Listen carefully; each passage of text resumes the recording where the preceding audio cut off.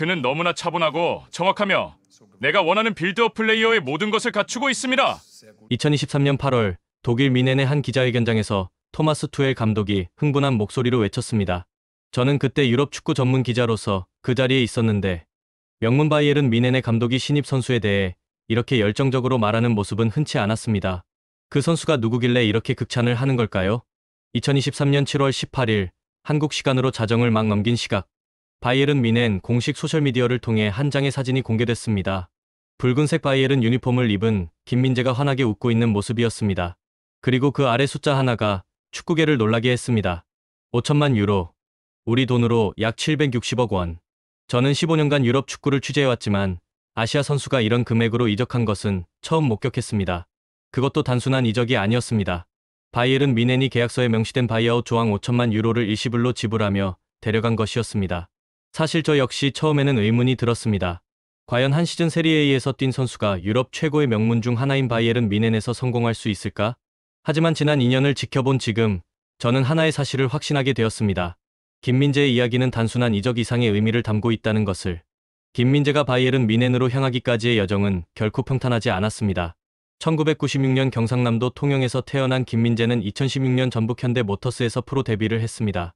2017년 신인상을 받으며 주목받았지만 2019년 그의 선택은 많은 이들을 놀라게 했습니다. 유럽이 아닌 중국 슈퍼리그의 베이징 고안으로 이적한 것이었습니다. 당시 한국 축구 팬들 사이에서는 아쉬움의 목소리가 컸습니다. 왜 하필 중국으로 가는 거야? 이 나이에 유럽으로 가야 하는 거 아니야? 젊은 나이에 더 높은 무대로 가야 한다는 의견이 지배적이었죠. 하지만 김민재는 묵묵히 자신의 길을 걸었습니다. 지금 돌아보면 그 시간도 김민재에게는 필요한 과정이었던 것 같습니다. 중국에서 2년을 보내며 그는 몸을 만들고 경험을 쌓았습니다. 완벽한 준비는 아니었을지 몰라도 그 나름의 준비 기간이었던 것이죠. 전환점은 2021년 찾아왔습니다. 터키 슈페르리그의 페네르바흐체로 이적하면서 비로소 유럽 무대에 발을 디딘 것입니다. 그리고 단 한 시즌 만에 리그를 평정하며 자신의 가능성을 입증했습니다. 현지에서는 그를 괴물이라고 부르기 시작했습니다. 2022년 7월 이탈리아 명문 SSC 나폴리가 그를 영입했습니다. 당시 나폴리는 팀의 핵심이었던 칼리두 쿨리발리가 첼시로 떠나면서 큰 공백이 생긴 상태였습니다. 쿨리발리는 2019년 세리에A 최우수 수비수로 선정된 월드클래스 선수였습니다. 나폴리 팬들이 얼마나 그를 사랑했는지 지금도 나폴리 시내 곳곳에서 쿨리발리의 벽화를 볼 수 있을 정도입니다. 쿨리발리의 빈자리를 과연 채울 수 있을까? 이탈리아 현지 언론들의 의구심은 당연했습니다. 유럽 4대 리그 데뷔 시즌을 맞는 선수에게 이런 기대는 과한 것처럼 보였으니까요. 더욱이 세리에A는 세계에서 가장 수비가 조직적이고 전술적으로 치밀한 리그입니다. 그런 리그에 처음 도전하는 선수가 바로 팀의 핵심이 될 수 있을까요? 하지만 김민재는 그 의구심을 단 한 시즌 만에 완전히 잠재웠습니다. 2022-23 시즌 김민재는 나폴리의 33년 만에 세리에A 우승을 이끄는 핵심 역할을 했습니다. 33년이라는 숫자가 얼마나 긴 시간인지 아시나요? 마지막 우승이 1990년이었습니다. 그때 나폴리를 이끈 선수는 전설 디에고 마라도나였습니다. 그 이후 나폴리는 우승과 인연이 없었습니다. 리그 35경기에 출전한 김민재는 놀라운 스탯을 기록했습니다. 패스 정확도 91%, 걷어내기 122회, 태클 시도 55회, 가로채기 41회. 숫자만 봐서는 와닿지 않을 수 있습니다. 하지만 이 수치들이 의미하는 것은 명확했습니다. 김민재는 나폴리 수비의 절대적 중심이었다는 것입니다. 저는 2023년 5월 나폴리가 우승을 확정한 그날 현장에 있었습니다. 우디네세와의 원정 경기에서 1대1로 비기며 우승이 확정되는 순간 스타디움 전체가 KIM, KIM, KIM을 외쳤습니다. 그 함성은 지금도 제 귀에 생생합니다. 경기가 끝난 후 라커룸에서 선수들이 샴페인을 터뜨리며 환호하는 모습을 취재진에게 공개했는데 그때 김민재의 얼굴을 봤습니다. 그는 웃고 있었지만 눈가가 붉어져 있었습니다. 얼마나 힘든 시간을 견뎌냈는지 그 한 시즌이 얼마나 무거웠는지를 그 표정에서 읽을 수 있었습니다.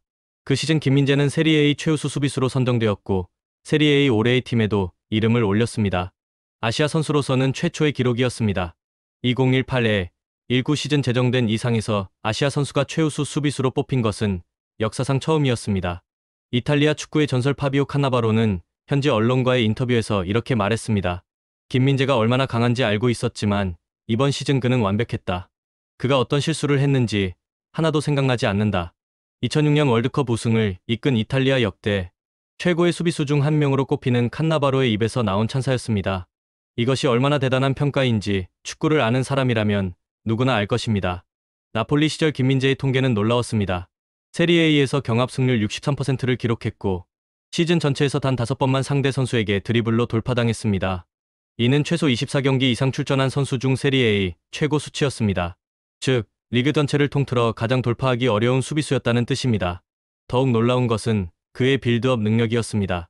2022-23 시즌 유럽 5대 리그를 통틀어 김민재가 시도한 전방 패스는 1057개로 최다를 기록했습니다. 그리고 목표 지점에 도달한 패스 수는 2547개로 3위를 차지했습니다. 단순히 수비만 잘하는 선수가 아니라 팀의 공격 빌드업을 주도하는 현대적 센터백의 전형이었던 것입니다.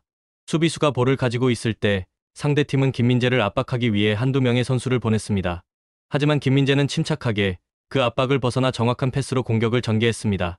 나폴리의 루치아노 스팔레티 감독은 이렇게 말했습니다. 그는 한 경기당 최소 20개의 놀라운 플레이를 보여준다. 그가 발에 공을 가지고 달리기 시작하면 5초 만에 상대 페널티 박스 안에 있다. 이런 활약 덕분에 김민재는 2023년 10월 발롱도르 최종 후보 30위 내 아시아 수비수 최초로 이름을 올렸고 최종 22위에 선정되었습니다. 발롱도르는 세계 최고의 선수에게 주어지는 상입니다. 거기에 이름을 올렸다는 것 자체가 김민재가 세계적인 수비수로 인정받았다는 증거였습니다. 그리고 2023년 여름 유럽 축구계의 거함들이 움직이기 시작했습니다. 맨체스터 유나이티드, 파리 생제르맹, 바이에른 뮌헨, 유럽의 빅클럽들이 앞다투어 김민재 영입에 나섰습니다. 그 중에서도 바이에른 뮌헨의 움직임이 가장 빨랐습니다. 2023년 7월 18일 현지 시간 오후 5시 30분 바이에른 뮌헨은 김민재와 2028년까지 5년 계약을 체결했다고 공식 발표했습니다. 이적료는 5천만 유로로 아시아 선수 역대 최고 이적료를 경신했으며 바이에른 구단 역사상 세 번째로 높은 이적료였습니다. 흥미로운 점은 이적 과정이었습니다. 메디컬 테스트를 위해 바이에른의 메디컬 팀이 직접 한국을 방문했습니다. 김민재가 기초군사훈련을 마친 직후 세브란스 병원에서 비밀리에 메디컬 테스트가 진행되었습니다. 명문 구단이 선수 한 명을 위해 이렇게까지 움직인다는 것은 그들이 김민재를 얼마나 원했는지를 보여줍니다. 더욱 놀라운 것은 바이에른이 바이아웃 조항 5천만 유로를 일시불로 지불했다는 점입니다. 보통 이적료는 여러 차례에 걸쳐 분할 지급하는 것이 관례입니다. 하지만 바이에른은 단번에 전액을 지불하며 김민재를 데려왔습니다. 나폴리가 협상할 여지조차 주지 않은 것이죠. 김민재는 입단 소감에서 이렇게 말했습니다. 바이에른 뮌헨은 모든 축구 선수에게 꿈의 무대입니다. 앞으로 뮌헨에서 펼쳐질 일들이 정말 기대됩니다. 내게는 새로운 시작이며 이곳에서 계속 발전해 나갈 것입니다. 바이에른 뮌헨 CEO 양 크리스티안 드레세는 이렇게 화답했습니다. 김민재는 신체적 존재감뿐만 아니라 정신력과 스피드도 뛰어납니다. 그의 플레이 스타일로 팬들을 흥분시킬 것이라고 굳게 믿습니다. 하지만 바이에른 뮌헨에서의 첫 시즌은 예상보다 험난했습니다. 시즌 초반 토마스 투엘 감독은 김민재에 대해 극찬했습니다. 그를 사랑합니다. 그는 너무나 차분하고 직관적입니다. 그의 패스를 보세요. 화려하지 않지만 완벽하게 정확합니다. 첫 터치로 컨트롤하고 두 번째 터치로 패스합니다. 속도가 적절하고 너무 세지도 느리지도 않으며 튀지도 않습니다. 이것이 바로 제가 원하는 빌드업 플레이어입니다. 그의 수비는 매우 용감하고 빠르며 항상 어디서 도움을 줄 수 있는지 주변을 살핍니다. 2023년 12월 17일 슈투트가르트와의 경기에서 김민재는 헤더로 바이에른 데뷔골을 기록했습니다. 코너킥 상황에서 올라온 김민재의 헤더가 상대 수비수를 맞고 볼로 연결된 순간 알리안츠 아레나는 환호성으로 가득 찼습니다. 그날의 경기 평가는 나폴리 시절의 완벽한 재림이었습니다. 폼이 오를 대로 올라있던 슈투트가르트의 공격진을 완벽히 봉쇄하며 공격과 수비 모두에서 만점 활약을 보였습니다. 공식 MOTM에 선정되었고 독일의 권위 있는 스포츠 매체 빌트와 키커 모두 최고 평점인 한 점을 부여했습니다. 독일 축구에서 한 점은 완벽에 가까운 경기를 했다는 의미입니다. 분데스리가 공식 사무국은 그를 12월 라운드 베스트 11에 선정했습니다. 독일 진출 후 첫 베스트 11이었습니다. 하지만 문제는 시즌 후반기에 찾아왔습니다. 아시안컵 참가 후 돌아온 김민재는 예전 같은 날카로움을 보이지 못했습니다. 피로가 누적되었고 작은 부상들이 겹쳤습니다. 투엘 감독은 에릭 타이어와 마테이스 더리우트를 더 선호하기 시작했습니다. 2023-24 시즌 바이에른 뮌헨은 리그 3위로 시즌을 마쳤습니다. 11년 연속 우승 행진이 끊긴 다음 해 바이에른은 다시 한번 우승에 실패했습니다. 김민재 개인으로서도 아쉬운 시즌이었습니다. 유럽 언론들은 김민재의 이적을 실패로 규정하기 시작했습니다. 바이에른의 실수였다. 나폴리의 성공은 일회성이었다. 같은 기사들이 쏟아졌습니다. 하지만 여기서 김민재의 진가가 드러났습니다. 그는 책임을 회피하지 않았습니다. 언론 인터뷰에서 그는 이렇게 말했습니다. 지난 시즌의 부진은 제 책임입니다. 변명하고 싶지 않습니다. 더 나은 모습으로 돌아오겠습니다. 2024년 여름 새로운 감독 뱅상 콤파니가 부임했습니다. 전 맨체스터 시티의 주장이었던 콤파니는 선수 시절 세계 최고의 센터백 중 한 명이었습니다. 그는 김민재를 신뢰했습니다. 2024-25 시즌이 시작되었습니다. 시즌 초반 김민재는 울릉과의 경기에서 후반전에 주장 완장을 차고 출전하는 모습을 보였습니다.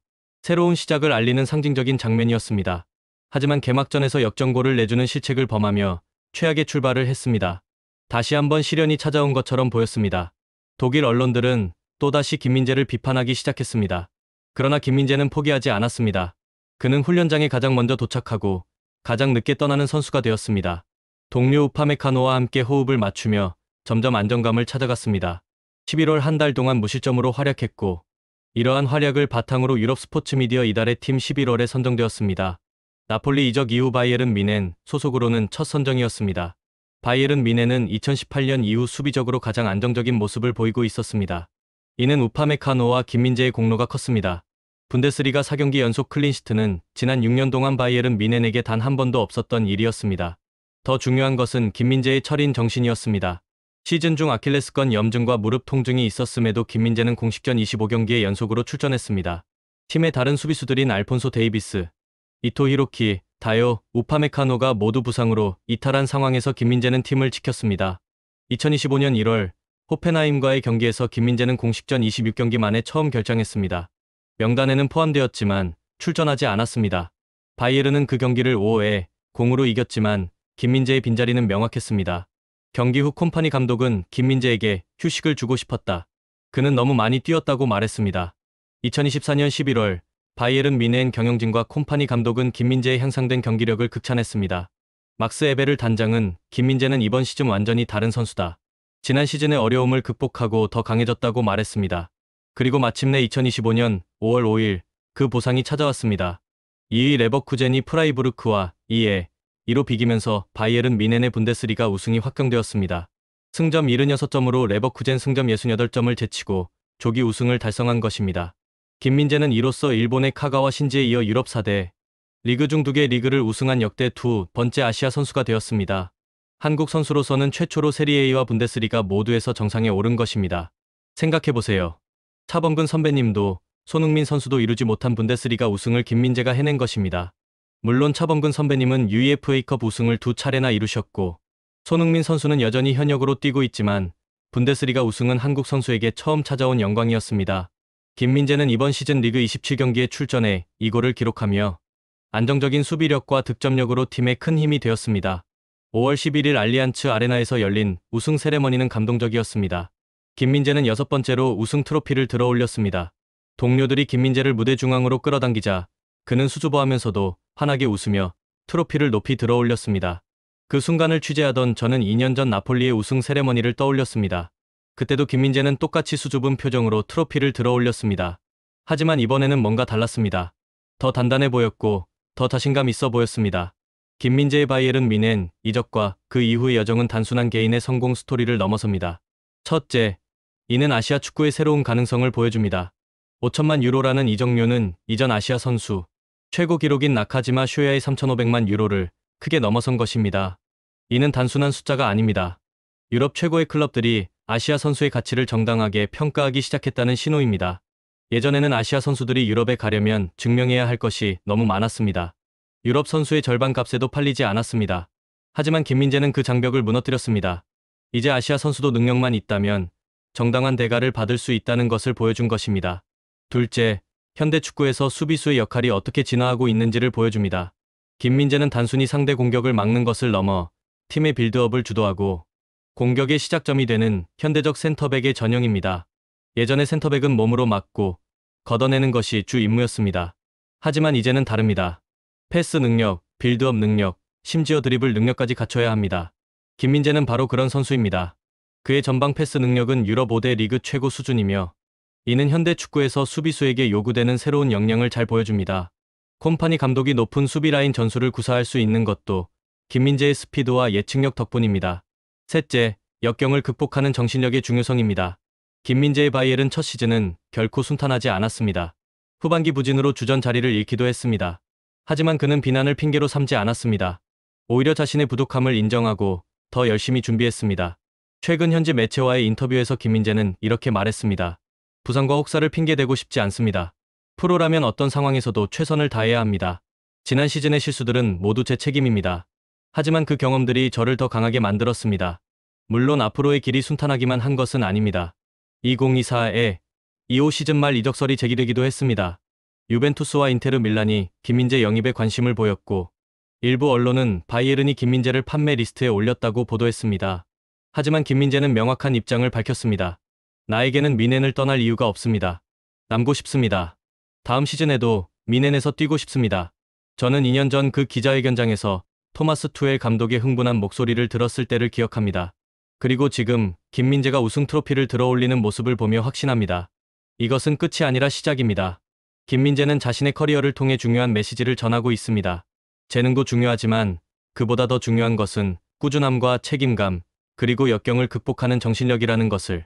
가는 곳마다 리그 최고의 활약을 보이며 성공 가도를 이어온 김민재. 그의 여정은 계속됩니다. 한국 축구의 역사에서, 아니 아시아 축구의 역사에서 김민재의 이름은 특별한 위치를 차지할 것입니다. 세리에A와 분데스리가 모두에서 우승을 경험한 첫 한국 선수. 아시아 수비수 최초로 발롱도르 후보에 오른 선수. 유럽 최고의 명문 클럽에서 주전으로 뛰며 팀의 우승을 이끈 선수. 하지만 무엇보다 중요한 것은 김민재가 보여준 프로페셔널한 자세와 끊임없는 자기 개발의 노력입니다. 이것이 진정으로 후배들에게 전해질 유산이 될 것입니다. 앞으로 김민재가 바이에른 뮌헨에서 그리고 유럽 무대에서 어떤 모습을 보여줄지 기대됩니다. 확실한 것은 그가 걸어온 길은 이미 많은 이들에게 영감을 주고 있다는 것입니다. 축구는 결과의 게임이지만 동시에 과정의 스포츠이기도 합니다. 김민재의 이야기는 그 과정의 소중함을 그리고 끝까지 포기하지 않는 정신의 가치를 우리에게 일깨워줍니다.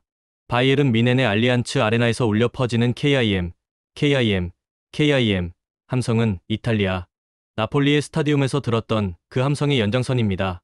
국경과 언어를 넘어 진정한 실력과 노력은 인정받는다는 보편적 진실을 보여주는 증거입니다. 김민재의 여정은 계속되고 있습니다. 그리고 우리는 그 여정을 함께 지켜볼 수 있는 행운을 누리고 있습니다. 앞으로 그가 어떤 새로운 기록을 세울지, 어떤 새로운 역사를 쓸지 우리는 기대하며 지켜볼 것입니다.